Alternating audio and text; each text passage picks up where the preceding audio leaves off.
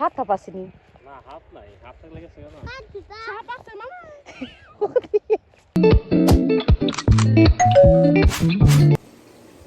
Hello everyone আসসালামু আলাইকুম আমি সুতি খান আপন বলজা ইউটিউব চ্যানেল থেকে সবাইকে সাথে ওয়েলকাম। এখন আমি অনেক রাতের থেকে ব্লগিং শুরু করছি। এখন রাত 12টা বাজে। তো আমি তো অনেক রাত হয়ে গেছে, রান্না করতেছি। কালকে নিয়ে যাবো দেশে যাওয়ার সময়, এখান থেকে ব্লগ স্টার্ট করুন। সেভেন টেস্ট আমার চিকেন গুলো রান্না এর পাশাপাশি আমি মুরগি রান্না করার আগে পেঁয়াজগুলো ভেজে নিতেছি।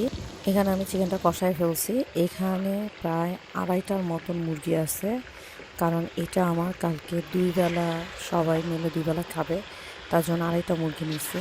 গ্রামের বাড়ির জন্য কিছু প্যাকেজিং করে নিতে হবে, তাই নিতেছিলাম টুকটাক যা লাগে তাই, যাতে করে কারো কষ্ট না হয়। আর এখানে মুরগির মাংসটা অলরেডি হইতেছে, অলমোস্ট হয়ে গেছে। এখন আমি গরম পানি দিছি, যাতে করে একটু গরম পানিটা দিলে জানি তাড়াতাড়ি করে হয়ে যায়। মুরগির মাংস হয়ে গেছে। এখন আমি তাড়াতাড়ি করে বক্সে ভরে, রাত 2টা বাজে অলমোস্ট, এখন আমি বক্সে ভরে এটা ঠান্ডা করতে দিয়ে, আধা ঘন্টা অবশ্যই ঠান্ডা করতে হবে। তারপর আমি এটা ফ্রিজ করে নিব, মানে একদম পুরা ডিপ করে নিব, যাতে করে কোনো রকমের ঝোল ঠোল জানি না পড়ে। তার জন্য রান্না করতে করতে ক্ষুধা লেগে গেছে, তাই চিন্তা করলাম একটু স্যুপ খাই। আমার বোনের সন্ধ্যার সময় রান্না করছিল, এখন দেখলাম স্যুপ রয়ে গেছে, আমি বলি এটা আমি গরম করে খেয়ে ফেলি। গরম করে খেলাম, এত মজার স্যুপ। আমার বোনের কর্ন স্যুপটা এত মজার হয়, চাইনিজের স্যুপ ফেইল অরে স্যুপের কাছে। আর শীতের এই স্যুপটা খেতে আসলে অনেক দারুণ লাগে। সবার কি আমার মতন হয়? পরের দিন যদি সকাল সকাল বের হওয়ার খুব তাড়া থাকে, তাহলে কয় ঘন্টা ঘুমান? আমি 4 ঘন্টা ঘুমাইছি। এই তো ওইটাই 4 বানিয়ে ফেলাম সবার জন্য। আর চাটা খেয়ে তো আলহামদুলিল্লাহ বিসমিল্লাহ বইলা বের হয়ে গেলাম।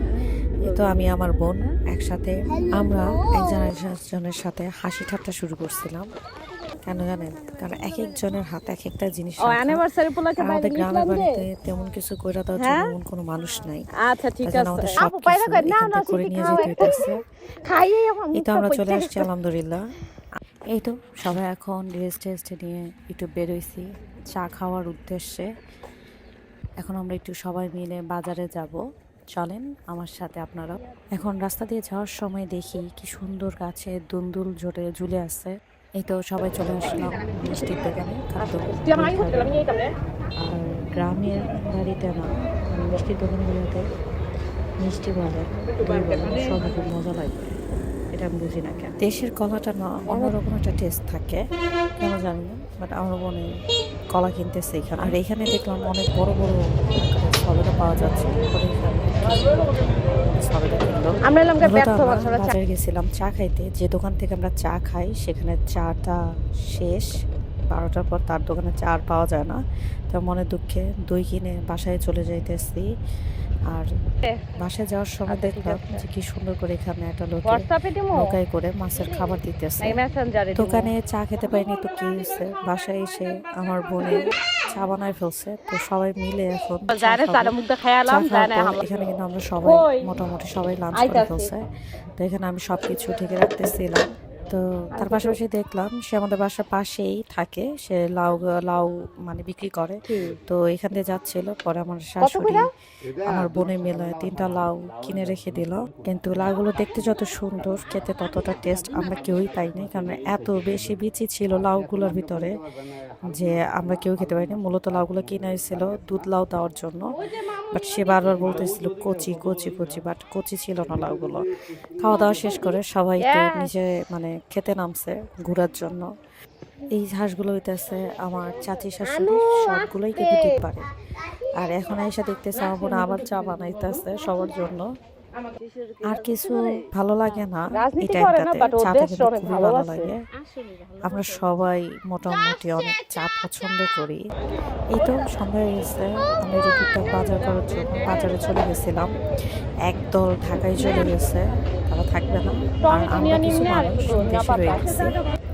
এখানে আসছি সবার জন্য জুতা কিনতে, মানে পন্ড স্যান্ডেলগুলো কিনতে, ব্রাশ কিনতে। আমরা অনেকেরই ঢাকায় থাকার কথা ছিল না, বাট যারা থাকতেছে তাদের জন্য অনেক কিছু বাসায় ভাতের পাতিল আছে, বাট সরা নাই, তার জন্য সরা কিনতে আসছি।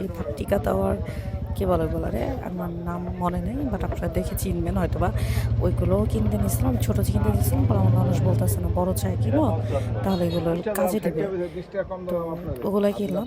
আর আমরা কিন্তু একটা লুডো কিনছি রাতের বেলা সবাই মিলা লুডো খেলবো। এই তো বাসায় এসে আমরা তাড়াতাড়ি করে দুপুরের তরকারিগুলো সব জাল দিয়ে নিতেছি আমি আর আমার ননাস মিলে। আর পাশেই কিন্তু ভাত রেডি হয়ে গেছে, মানে ভাত ঠিকা দেওয়া হয়ে গেছে।